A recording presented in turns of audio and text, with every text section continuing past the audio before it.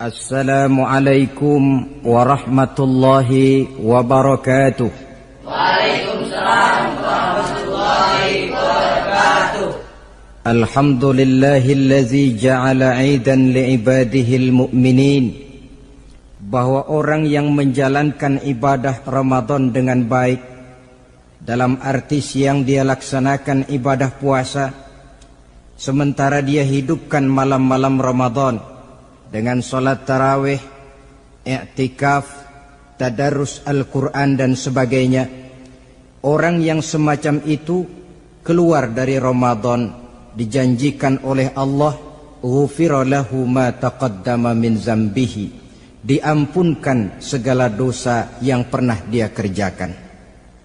Sehingga ia keluar dari bulan Ramadan seperti bayi baru dilahirkan oleh ibunya, bersih, tidak punya dosa kepada Allah lantaran sudah dibersihkan oleh ibadah Ramadan.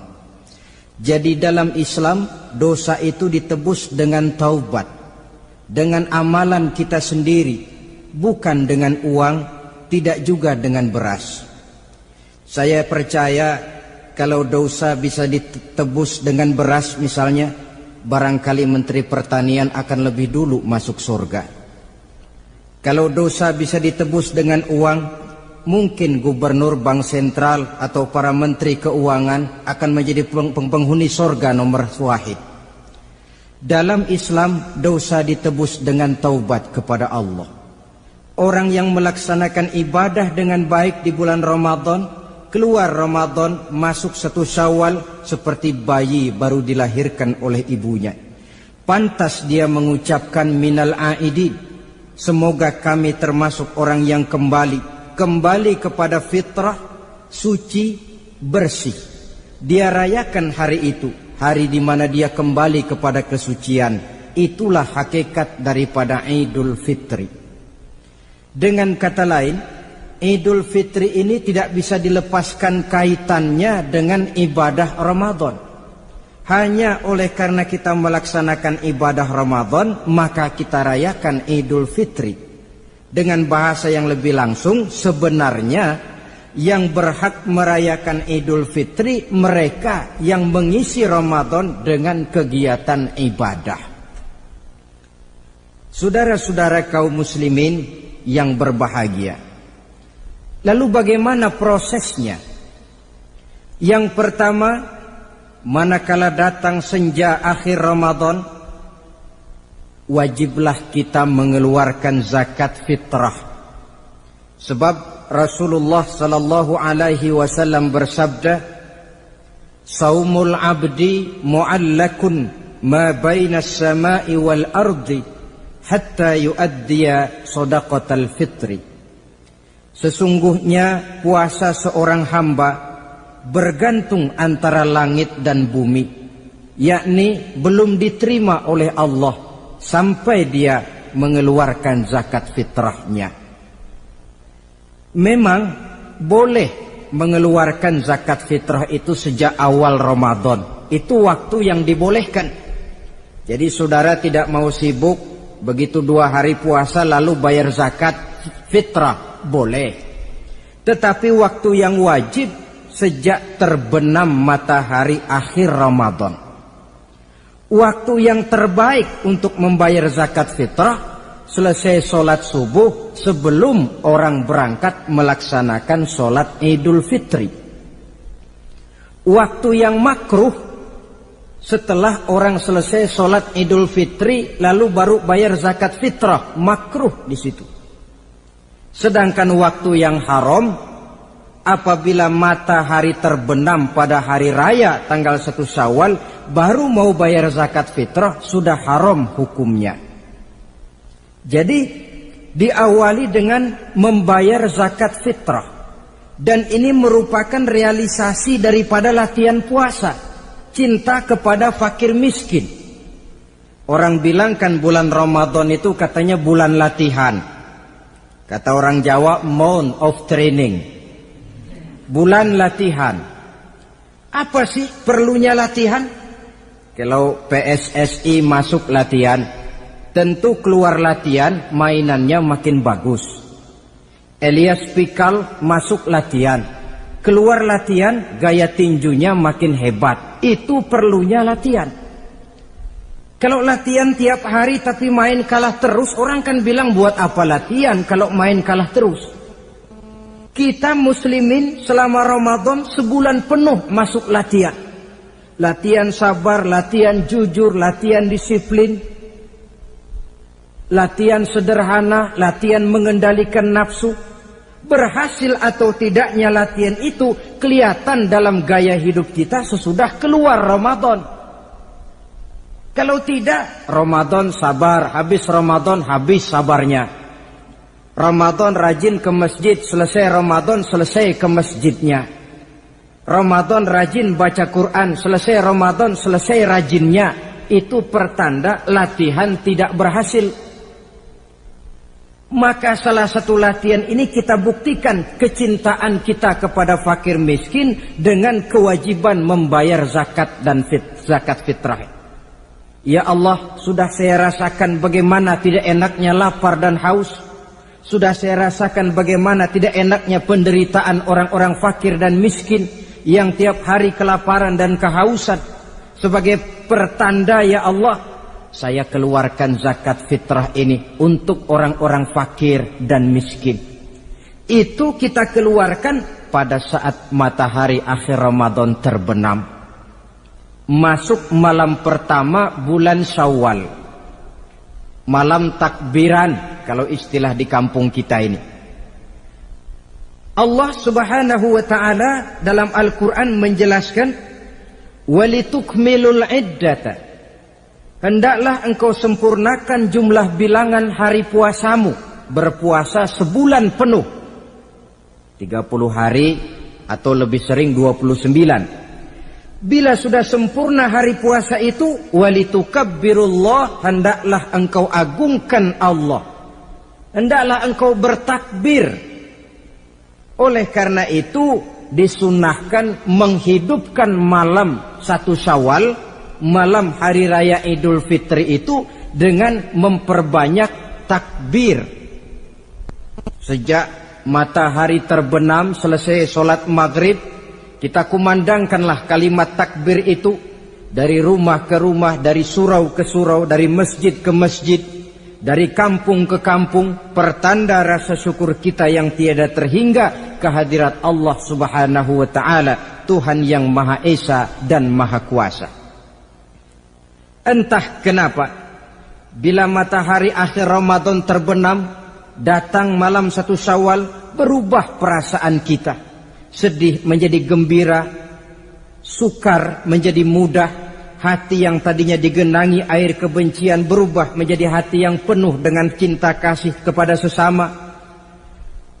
Kumandang takbir bagi orang-orang yang hidup tinggal di rantau, mengingatkan dia kepada kampung halamannya. Terkenang dia sungai tempat dia mandi, lapangan tempat dia bermain. Oi kampuang nan jauh di mato katanya. Sehingga orang-orang yang tinggal di tanah rantau diusahakannya benar supaya bisa berlebaran pulang mudik katanya, nak berkumpul dengan sanak keluarganya supaya lebih mudah bersilaturahmi sambil mengenang masa-masa lalu di kampung halaman. Jadi setelah zakat fitrah kita tunaikan, sambutlah malam Idul Fitri itu dengan memperbanyak takbir. Ini disunahkan. Menghidupkan malam lebaran dengan memperbanyak takbir, bukan memperbanyak bakar petasan. Itu kan pekerjaan mubazir, dan mubazir itu jelas perbuatan setan. Ada yang bilang katanya bakar petasan itu nambah syiar. Syiar macam mana datang dari petasan? Sebagian lagi berjaga-jaga juga, tapi bukan dengan memperbanyak takbir. Bergadang-gadang di pinggir jalan, ngebut dengan kendaraan aneka warna. Tidak itu yang diajarkan agama. Berkumpul kita di surau, berkumpul kita di masjid, paling kurang berkumpul di rumah dengan keluarga. Ramai-ramailah kita bertakbir, memanjatkan puji dan syukur kepada Allah. Ya Allah, kalau tidak lantaran petunjukmu, Sulit rasanya melaksanakan perjuangan yang berat sebulan penuh ini. Melatih diri, membina takwa, mengharap ridho. Dengan lapar melilit perut, dengan haus mencekik kerongkongan. Bersyukur kami kepadamu ya Allah. Dan sebagai pertanda kami kumandangkan kalimat takbir, memuji keagungan dan kebesaranmu. Allahu Akbar, Allahu Akbar, Allahu Akbar, walillahil hamd. Saudara-saudara kaum muslimin rahimakumullah. Di dalam satu hadis dari Ubadah bin Samit diriwayatkan oleh Imam Tabrani, bersabda Rasulullah sallallahu alaihi wasallam, "Man ahya lailatal fitri lam yamut qalbuhu yauma tamutul qulubi." Barang siapa yang menghidupkan malam Idul Fitri, maka hatinya itu tidak akan pernah mati pada saat hati-hati orang lain menjadi mati. Kita yang paling khawatir dalam hidup ini, pada saat hati kita sudah mati selagi jasad masih hidup. Menjadilah kita bangkai berjalan dalam pandangan Allah. Badan hidup tapi hati mati, bangkai berjalan dalam pandangan Allah. Jadi ini hakikat merayakan Idul Fitri. Puasa Ramadan sebulan penuh, malamnya ibadah, menunaikan zakat fitrah, lalu malamnya menghidupkan malam dengan takbiran. Yang terjadi kan kita lihat adat yang dibesarkan, ibadat ditinggal. Puasa tidak, tarawih apalagi, lebaran kurang seminggu sudah lebih sibuk dia daripada yang puasa. Ke pasar kayaknya pasar mau dibeli semua. Rumah pun dicat, dikapur, baju diperbarui. Itu kan kulit. Memang lebih bagus kalau kulitnya baik, isinya pun baik. Tapi yang lebih penting daripada sekedar kulit adalah isi. Hakikat merayakan Idul Fitri kembali kepada kesucian. Kita bersih, tidak punya dosa kepada Allah. Itu kita rayakan. Dengan apa? Nah, oleh seorang ulama, Al-Imam Zakiyuddin Abdul Azim bin Abdul Quwa Al-Munziri, diberikan contoh bagaimana Rasulullah sallallahu alaihi wasallam itu merayakan Idul Fitri. Beliau berkata, yuhibbu sallallahu alaihi wasallam ayyuqabilal 'ida bil bisri was surur. Rasulullah sallallahu alaihi wasallam cinta, senang menyambut Idul Fitri bil bisri was surur, dengan muka gembira dan dengan sikap sukacita. Jadi merayakan Idul Fitri bil bisri was surur, muka menunjukkan kegembiraan. Kenapa gembira? Sudah berhasil berjuang sebulan penuh. Bukan gembira lantaran di rumah banyak dodol, kue, pakaian serba baru, sepatu pun serba baru. Bukan itu yang kita gembira. Gembira lantaran telah berhasil berjuang mengalahkan nafsu, memenuhi perintah Allah, melaksanakan puasa. Gembira lantaran kita kembali suci seperti bayi baru dilahirkan oleh ibunya. Bil bisri, muka menunjukkan kegembiraan, cerah di malam itu sampai di hari lebarannya. Jadi walaupun barangkali oleh karena kesulitan ekonomi tidak terbeli itu baju yang baru, tidak terbeli itu sepatu yang baru, tidak terbeli itu makanan dan kue seperti tetangga, jangan sampai mengurangi kegembiraan kita. Tidak boleh menyambut lebaran itu dengan manyun. Tahu manyun? Mukanya sudah macam asam sama kukusan. Tidak ada menunjukkan sikap kegembiraan. Nabi menghadapi hari itu bil bisri was surur, dengan muka cerah dan dengan sikap gembira. Tapi gembira dalam arti tetap pada jalur kontrol. Lalu apa lagi? Wa taubatu lillahi ta'ala, dengan tetap melaksanakan taubat kepada Allah. Wan nadam 'alal khataya, menyesal terhadap segala kesalahan yang pernah dikerjakan. Itu yang dilakukan baginda Nabi di hari raya. Wa masalihatil khusum, memperbaiki orang-orang yang bermusuhan. wal akhdhi binasiril mazlum, menolong orang-orang yang teraniaya, wasillatil arham, melaksanakan silaturahmi, wal ihsan ilal fuqara, berbuat kebaikan kepada kaum fakir miskin, wa ziyaratil aqarib, menziarahi, mengunjungi kaum kerabat. Itu hakikat di dalam melaksanakan Idul Fitri. Jadi jangan terbalik, sudah merasa baju baru, ini kan lebaran, merdeka. Kalau kemarin Ramadan kita dikekang, tidak boleh begini, tidak boleh begitu, sekarang sudah keluar Ramadan, merdeka. Lalu dirayakannya Idul Fitri dengan bermabuk-mabukan, dengan judi, dengan perbuatan zina. Itu sama saja dengan baju baru habis dicuci sudah diceburin lagi ke dalam comberan. Ini kan ibarat baju masuk Ramadan dicuci sebersih-bersihnya, keluar Ramadan masuk Lebaran tetaplah berusaha menjaga kebersihan itu. Kalau ditinggalkan Ramadan merasa merdeka, melemparkan lagi diri ke lembah dosa, sama saja baju yang sudah putih bersih ditriska bagus-bagus tapi lalu dilemparkan lagi ke dalam comberan. Na'udzubillah min zalik. Saudara-saudara kaum muslimin yang berbahagia, jadi setelah zakat fitrah kita bayar, hidupkan malam Idul Fitri itu dengan mengumandangkan kalimat takbir. Lalu bila datang sholat subuh di pagi hari pertama bulan Syawal, kita laksanakanlah sholat subuh itu berjamaah. Jangan sampai terbalik, saking kepengennya sholat Idul Fitri, subuhnya enggak. Ini kan sama saja kata orang nyari jarum kapak hilang. Tak membela yang sunnah, yang wajib disia-siakan. Sholat Idul Fitri itu sunnah saja hukumnya, sholat subuh wajib. Masakan yang wajib kita tinggalkan, lalu yang sunnah kita kejar-kejar? Terbalik tentunya.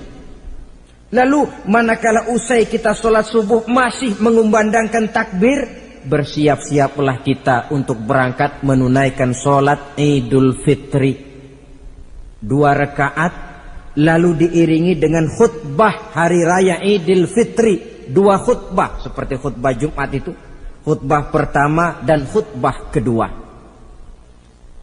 Kalau selesai melaksanakan sholat Idul Fitri, maka kembalilah kita ke rumah dengan suasana gembira.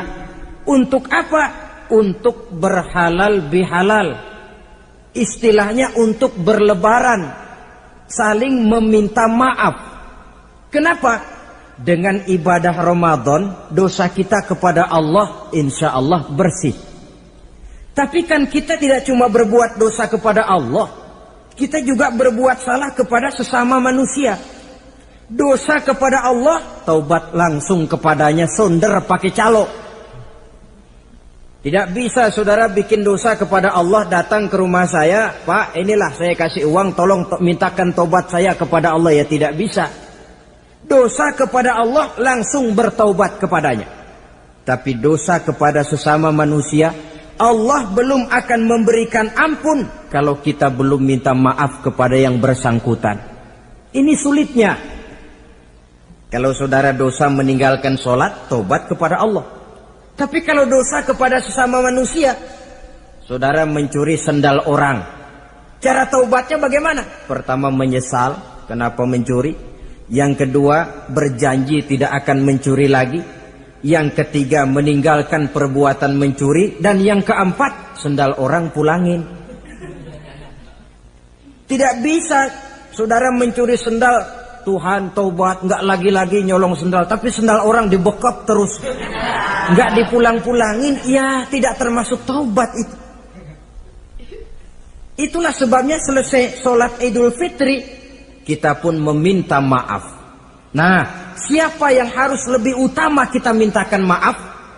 Satu riwayat menjelaskan bahwa selesai sholat Idul Fitri, para sahabat mendengar Rasul mengucapkan amin sampai 3 kali.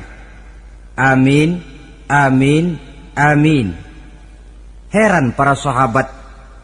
Ini Rasulullah tidak ada angin, tidak ada hujan. Kenapa amin sampai 3 kali? Mereka pun bertanya, "Ya Rasul, tadi amin sampai 3 kali kenapa?" "Kalian tidak tahu?" "Tidak tahu ya Rasul." "Begini, tadi itu selesai sholat, turun malaikat Jibril kepada saya. Beliau berkata, 'Ya Muhammad, saya hendak berdoa kepada Allah. Maukah kau mengaminkan?' Silahkan Jibril, berdoalah, saya akan mengaminkan." Rasul berdoa, Nabi mengaminkan. Doanya berisi 3 macam permohonan, maka Rasul pun 3 kali mengucapkan amin. Logikanya, kalau sudah malaikat Jibril yang berdoa, lalu Rasul yang mengaminkan, apa iya doanya itu meleset? Apa isi doa malaikat Jibril? Yang pertama doa beliau, "Ya Allah, hari ini," 1 Syawal ketika itu, "saya mohon kepadamu, janganlah engkau terima puasa dan ibadahnya anak yang durhaka kepada kedua orang tuanya." Rasul di belakang, "Amin." Anak yang durhaka kepada ibu bapaknya. Ya Ramadan dia puasa di siang hari, malam dia taraweh, dia tadarus Al-Quran.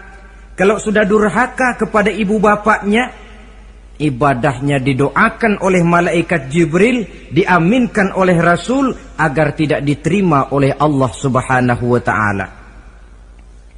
Sebab itu manakala usai sholat Idul Fitri, pulang kita ke rumah, bersimpuhlah kepada ibu bapak, meminta maafnya, meminta ridhonya. Ibu kita yang telah mengandungkan kita, melahirkan kita antara pilihan hidup dan mati. Bapak yang pergi pagi pulang sore, peras keringat banting tulang untuk mendidik dan membesarkan kita. Demi setelah kita yang anak ini jadi orang, kadang-kadang lupa kacang akan kulitnya. Bagaimanapun tinggi status sosial seorang anak, bagaimanapun banyak gelar di sandangnya, bagaimanapun kayanya dia, kalau sudah durhaka kepada kedua orang tuanya, alamat hidup tidak akan memperoleh keberkahan. Doa malaikat Jibril yang kedua, "Ya Allah, hari ini saya mohon kepadamu, jangan engkau terima puasa dan ibadahnya suami istri yang tidak saling memaafkan." Sebab itu seorang suami, seorang istri, selesai turun sholat Idul Fitri, hendaklah berlapang dada si suami memaafkan istrinya, meredokannya. Si istri pun bersimpuh meminta maaf dan ridho suaminya. Istri yang durhaka kepada suaminya. Sebab itu tidak heran kalau Rasul dalam satu hadis pernah menjelaskan, "Ayyumam ra'atin matat wa zawjuha anha radin illa dakhalatil jannah." Kalau ada seorang perempuan meninggal dunia, suaminya ridho kepadanya, itu perempuan akan masuk surga. Ini artinya, kalau seorang perempuan meninggal, suaminya tidak ridho kepadanya, biar dia tukang sholat, biar dia ahli puasa, biar dia hadir di majelis taklim manapun, meninggal tidak diridhoi suaminya, pintu surga belum dibukakan sampai suaminya ridho kepadanya. Riwayat lain menjelaskan bahwa sepulang Isra dan Mi'raj, Rasul bercerita kepada para sahabat, "Saya dalam perjalanan Mi'raj itu diperlihatkan neraka." "Neraka ya Rasul?" "Iya." "Lalu bagaimana?" "Saya lihat isinya kok kebanyakan perempuan." "Perempuan?" "Laki bagaimana ya Rasul?" "Laki juga tidak sedikit." "Kenapa lebih banyak perempuan ya Rasul? Apa mereka tidak sholat?" "Sholat." "Tidak puasa barangkali?" "Mereka rajin puasa." "Tidak suka mengaji barangkali?" "Mungkin lebih rajin dia dari suaminya." "Lalu apa penyakitnya ya Rasul?" Beliau menjawab, "Hunna yakfurnal asir." Penyakit perempuan itu dimanapun, tidak pandai bersyukur, kurang rasa terima kasih kepada suaminya.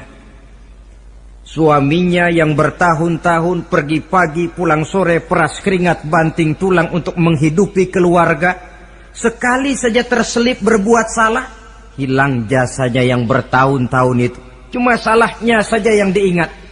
Ibarat kata pepatah, panas setahun, habis dibalas oleh hujan satu hari. Habis dibalas oleh hujan satu hari. Malaikat Jibril yang ketiga, ya Allah, hari ini saya mohon kepadamu, janganlah engkau terima puasa dan ibadahnya muslim yang tidak mau memaafkan sesama saudaranya muslim.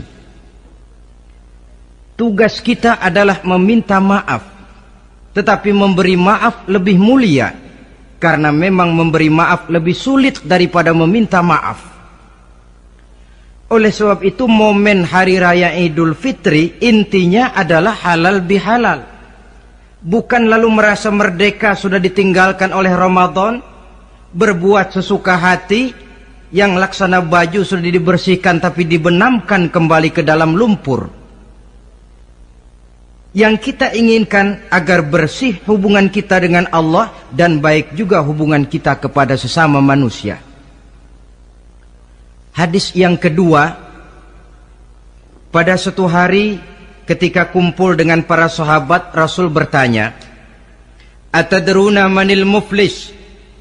Saudara-saudara, tahu nggak siapa orang bangkrut, orang sial, orang yang tidak beruntung itu siapa? Pertanyaan yang menarik. Jawaban sahabat macam-macam.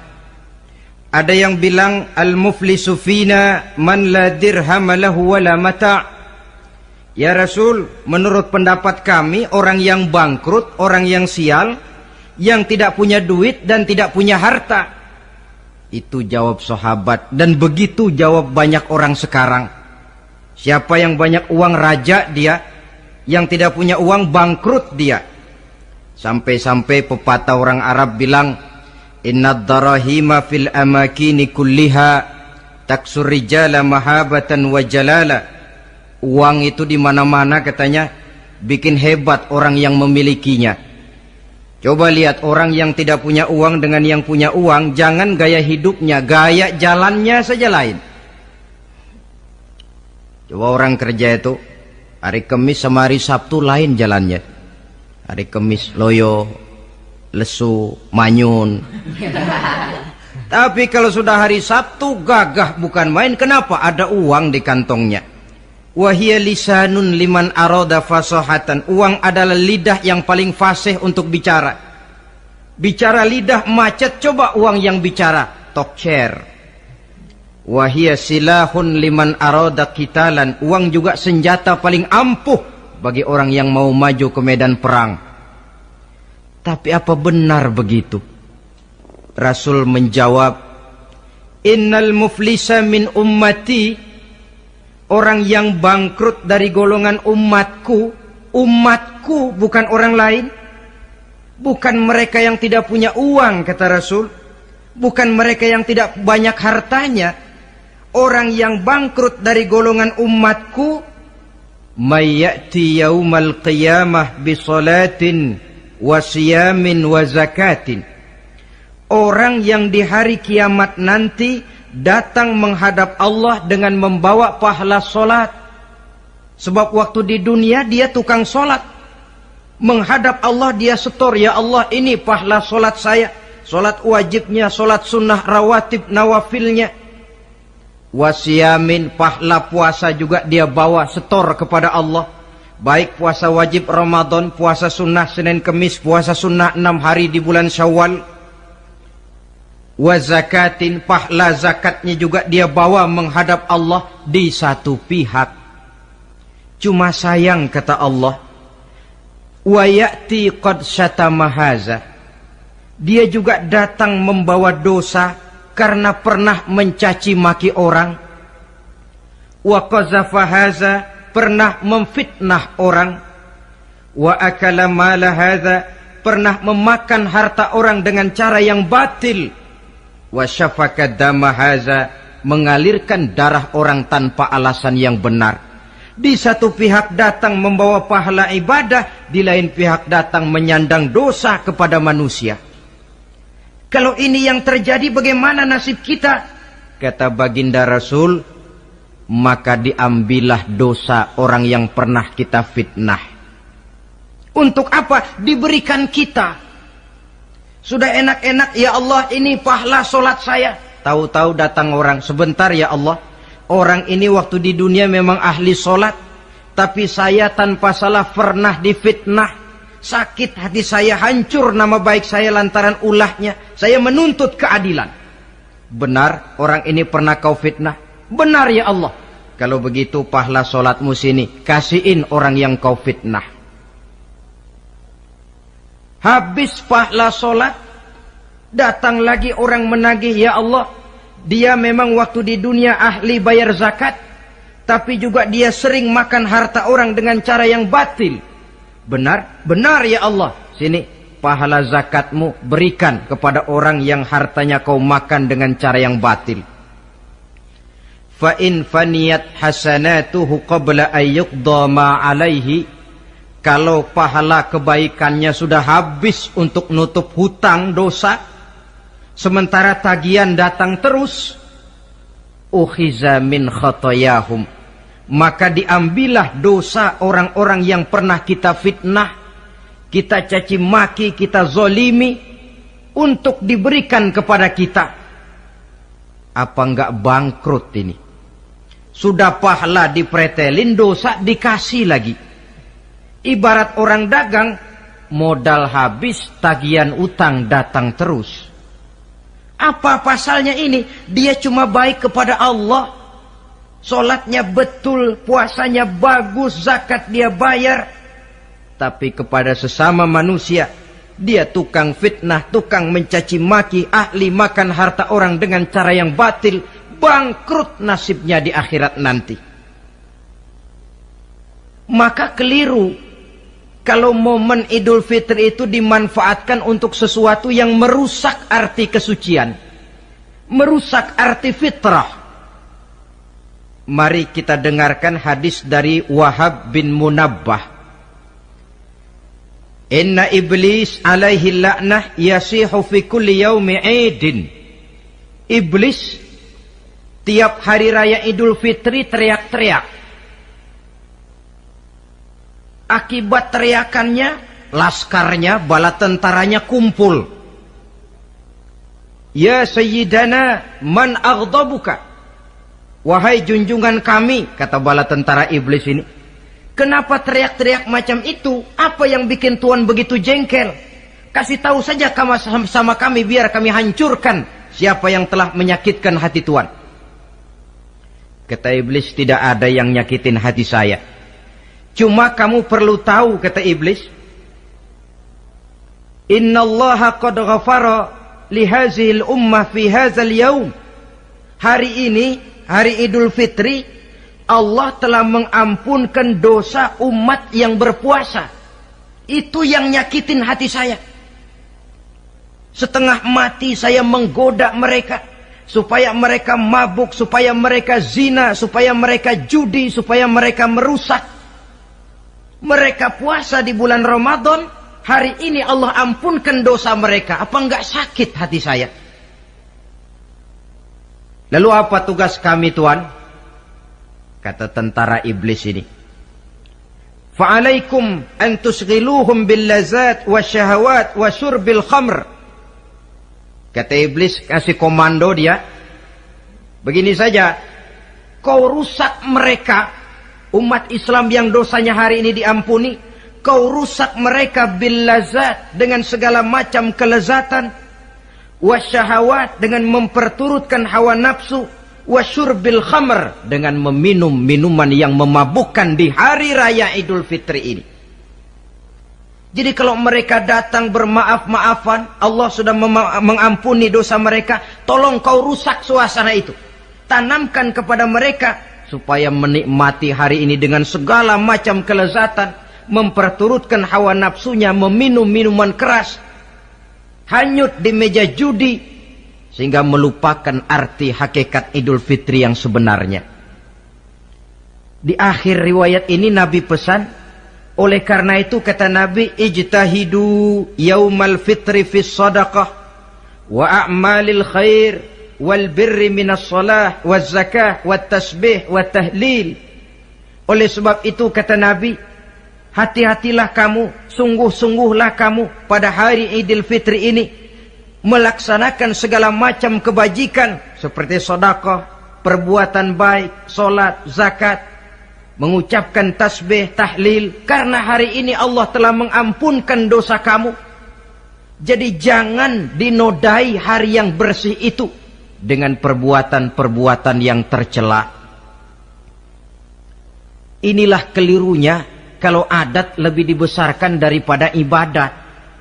Kalau menyambut Idul Fitri itu yang lebih diutamakan baju barunya, pakaian serba barunya, rumah serba bersihnya, lalu fasilitas serba adanya, lupa kepada intinya, manusia akan mudah terjerumus menodai hari yang suci dengan perbuatan yang kotor. Saudara-saudara, ma'asyiral muslimin rahimakumullah. Karena itu Rasulullah sallallahu alaihi wasallam pernah menjelaskan apa hakikat hari raya sebenarnya. Beliau berkata, lil mu'mini khamsatu a'yad. Orang beriman mempunyai 5 hari raya. Yang kita tahu kan gampangnya Idul Fitri, Idul Adha, kan itu. Rasul berkata, orang beriman sebenarnya mempunyai 5 hari raya. Hari raya yang dia rayakan dengan kegembiraan. Kapan saja itu? Pertama, kullu yaumin yamurru 'alal mu'min wa la yuktabu 'alaihi zanbun. Setiap hari yang dilalui oleh seorang mukmin tanpa Allah menulis dosanya, itulah hari raya baginya. Jadi kalau berlalu 1 hari dan hari itu kita tidak melakukan dosa satupun, itu hari raya. Dengan kata lain, bergembiralah seorang mukmin kalau dia bisa melewati 1 hari tanpa di hari itu dia melakukan dosa. Itu hari raya. Aduh, saya girang benar hari ini. Kenapa? Hari ini tidak ada dosa yang saya kerjakan rasanya. Hari raya pertama adalah hari di mana kita lewati tanpa melakukan dosa. Kira-kira bisa nggak 1 hari lewat tanpa dosa? Ya, bukan cuma sekedar mau, tapi berusaha untuk bisa. Ini hari raya yang pertama.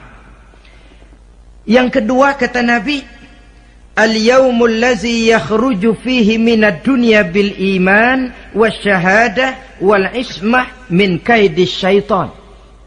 Hari di mana dia keluar meninggalkan dunia ini kembali kepada Allah bil iman, dengan membawa iman, wasyahadah, mengucapkan 2 kalimat syahadat, wal ismah min kaidis syaitan, dan selamat dari tipu daya setan. Saudara-saudara, mati membawa iman, sempat mengucapkan 2 kalimat syahadat, selamat dari tipu daya setan, itu hari raya kita. Sebab apa? Yang paling kita khawatir kalau sudah meninggalkan dunia tanpa membawa iman, tidak sempat mengucapkan 2 kalimat syahadat. Nah, supaya kita mati bisa mengucapkan 2 kalimat syahadat, caranya bagaimana? Ya tergantung latihan dan kebiasaan. Orang kepengen kaya mesti latihan kaya. Orang kepengen bisa nyanyi mesti latihan nyanyi. Orang yang dalam hidupnya sering mengucapkan 2 kalimat syahadat, insya Allah di akhir hayatnya pun kalimat itu yang akan diucapkannya. Makanya kalau Allah pesan, la tamutunna illa wa antum muslimun, jangan kamu mati kecuali dalam Islam. Bagaimana supaya kita mati dalam Islam? Hidup ini pun biasakan dalam Islam. Hanya mereka yang membiasakan hidup secara Islam, insya Allah bisa mati dalam lingkungan Islam. Ini hari raya yang kedua. Yang ketiga, al-yaumul lazi yujawizu fihi sirat wa ya'manu min ahwalil qiyamah. Hari di mana dia lewat di atas sirat dan aman dari huru-hara hari kiamat. Lewat di atas sirat dengan selamat, itu hari raya yang membawa kegembiraan. Yang keempat, al-yaumul lazi yadkhulu fihi al-jannah wa ya'manu minal jahim. Hari di mana dia masuk ke dalam surga dan aman dari siksaan neraka. Hari raya terakhir, al-yaumul lazi yanzuru fihi ila rabbih. Hari di mana dia bertemu dengan Allah Tuhannya. Itu hari raya terbesar. Masuk surga itu enak, tapi bertemu Allah jauh lebih enak. Sama saja kita masuk istana negara itu nikmat, tapi bertemu presiden jauh lebih nikmat. Mungkin begitu masuk istana negara kita heran, kagum melihat lukisan, melihat dekorasi. Tapi begitu bertemu dengan kepala negara, lupa kita dengan indahnya bangunan istana negara. Mungkin ketika masuk surga kita kagum, begitu luar biasa kenikmatannya. Ketika bertemu dengan Allah, hilang kenikmatan surga, tertutup oleh nikmatnya bertemu Allah. Ma'asyiral muslimin rahimakumullah. Nah, lalu ada satu tradisi di negara kita ini yang disebut acara halal bihalal. Di Arab ini tidak ada. Dan memang halal bihalal itu bahasa Arab yang di Arab sendiri tidak terpakai. Halalun bihalalin artinya saling halal menghalalkan. Maksudnya saling maaf memaafkan. Kemarin saudara tanpa salah saya pukul, haram. Kesempatan ini tolong dihalalkan, artinya tolong dimaafkan. Karena kita bertemu seorang-seorang sulit, datang dari rumah ke rumah pun memakan waktu. Biasanya pun orang mengadakan acara kumpul, entah itu organisasi, entah itu kantor, entah itu keluarga besar, kumpul dalam satu acara yang lazimnya mereka sebut dengan halal bihalal. Rangkaiannya tidak terpisahkan dari puasa Ramadan, Idul Fitri, dan halal bihalal. Artinya, karena kita melaksanakan puasa di bulan Ramadan, maka kita rayakan Idul Fitri. Di dalam merayakan Idul Fitri, kita laksanakan acara halal bihalal. Tidak terpisahkan. Tapi rupanya halal bihalal ini sudah jadi milik nasional. Ya, kita ikut bersyukur menjadi milik nasional. Tetapi yang paling merasakan nikmatnya tentu mereka yang mengikuti prosesnya sejak semula. Pelaksanaan ibadah puasa, melaksanakan zakat fitrah, menunaikan sholat Idul Fitri, sampai kepada berhalal bihalal. Kemudian satu hadis lagi, Rasulullah sallallahu alaihi wasallam bersabda, isnani la yanzurullahu ilaihi ma yaumal qiyamah. Ada dua golongan manusia yang di hari akhirat nanti tidak akan dipandang oleh Allah, tidak akan diopeni oleh Allah. Siapa mereka? Pertama qati'ur rahim, yang kedua jarus su'i. Orang yang memutuskan silaturahmi dan tetangga yang jahat dengan tetangganya. Sebagai uraian penutup, saya ingin mengajak kita semua untuk merenungi firman Allah dalam surah Al-A'la ayat 14 sampai dengan ayat 17. Qad aflaha man tazakka wa dzakara isma rabbih fasalla bal tu'thiruna al-hayata ad-dunya wal akhiratu khairu wa abqa. Qad aflaha man tazakka, sungguh telah beruntunglah orang-orang yang membersihkan dirinya.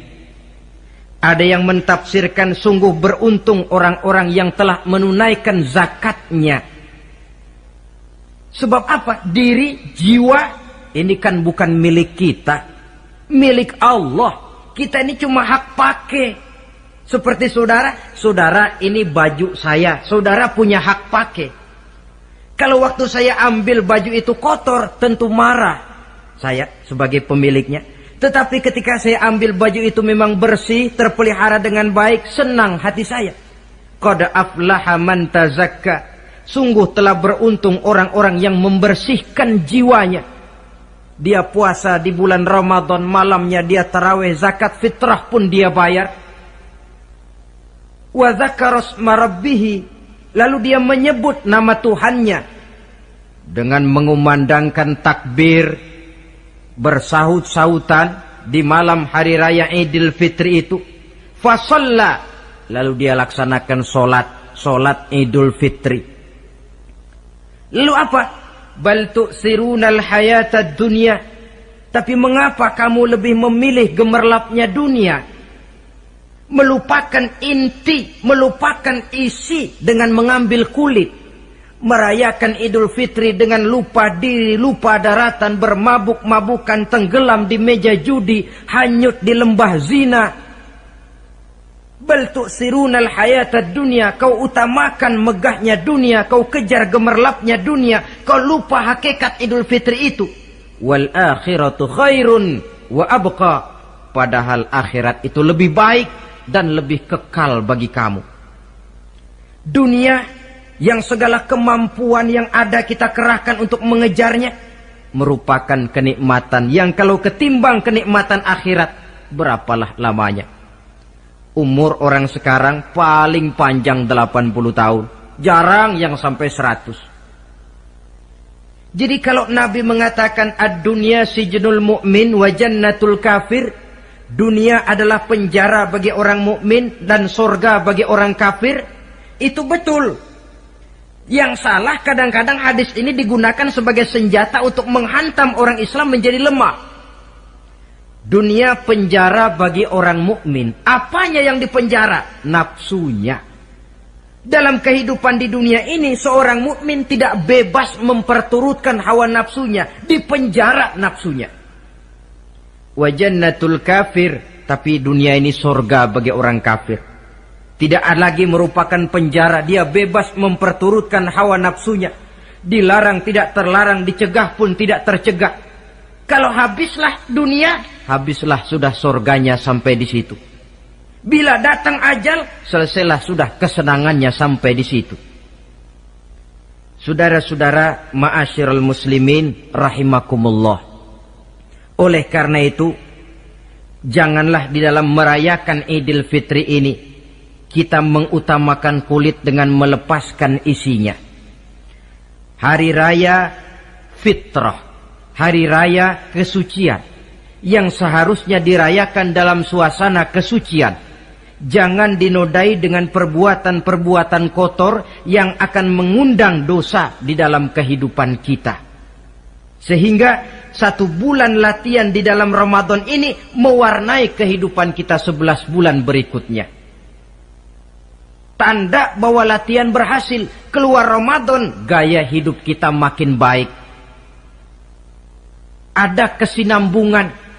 Jangan cuma Ramadan bisa sabar, selesai Ramadan selesai sabarnya. Ramadan rajin ke masjid, selesai Ramadan selesai rajinnya. Ramadan cinta kepada yatim piatu dan fakir miskin, selesai Ramadan malah kejam kepada yatim dan orang-orang miskin. Latihan tidak akan membawa hasil seperti yang diharapkan. Puncaknya, tercapailah tujuan daripada pelaksanaan ibadah puasa, la'allakum tattaqun, agar dengan pelaksanaan ibadah puasa kamu menjadi manusia yang bertakwa kepada Allah. Bukankah di sini harga dan nilai daripada manusia? Jadi puasa dengan kemampuan mengendalikan diri, dengan kesederhanaan, dengan disiplin, dengan cinta kepada fakir miskin, seluruhnya bertujuan membentuk manusia yang bertakwa. Dan saya yakin bukan suatu kebetulan kalau di dalam GBHN, garis besar haluan negara kita, dirumuskan bahwa tujuan pendidikan di Indonesia membentuk manusia yang bertakwa kepada Tuhan yang Maha Esa. Saya yakin itu bukan kebetulan. Saya percaya itu bukan hasil lamunan karena yang duduk di DPR, MPR orang bonafid semua.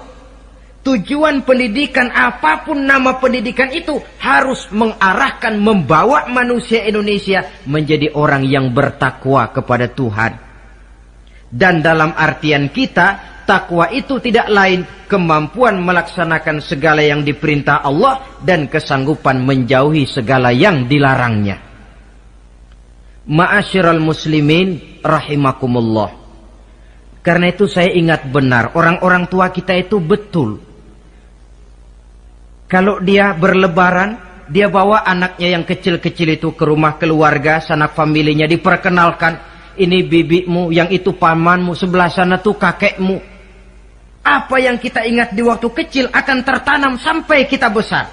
Istilahnya tidak kehilangan obor. Tahu keluarga, kenal sanak famili. Yang terjadi zaman sekarang, kadang-kadang ipar dengan ipar berkelahi, keponakan dengan keponakan bermain hantam. Kenapa? Hilang obor, tidak ada yang memberikan penyuluhan bahwa dia masih keluargamu. Apa latar belakangnya? Kurangnya silaturahmi. Apalagi remaja sekarang kalau diajak pergi berlebaran kuno keragunan saja ngelihat uak. Ya tidak ada salahnya toh, rekreasi persilakan. Keragunan kah, ke Taman Mini kah, ke Taman Impian Jaya Ancol kah. Tetapi silaturahmi ini utamakan. Kunjungi keluarga, kunjungi sanak famili, handai tolan. Sebab apabila silaturahmi ini sudah retak, pada akhirnya kita kehilangan obor. Manakala sudah kehilangan obor, boleh jadi kita tidak akan saling mengenal satu dengan lainnya. Bukankah adat hidup katanya tolong menolong? Bila kita merupakan satu keluarga besar, mungkin ada kelemahan di bidang pendidikan, yang lain maju di bidang ekonomi, saling membantu sehingga terwujud di mana yang satu menunjang kemajuan bagi yang lainnya. Saudara-saudara, inilah pembicaraan kita pada pertemuan kita kali ini. Dengan harapan tentunya mudah-mudahan kita benar-benar masuk dalam kelompok minal aidina wal faizin wa kullu amin wa antum bi khair. Termasuk orang yang kembali suci kepada fitrah, beruntung dan amalan ibadah kita diterima oleh Allah Subhanahu wa taala. Sekian dan demikian, terima kasih atas segala perhatian, mohon maaf atas segala kekurangan. Usikum wa nafsi bitaqwallah. Wassalamualaikum warahmatullahi wabarakatuh. Waalaikumsalam warahmatullahi wabarakatuh.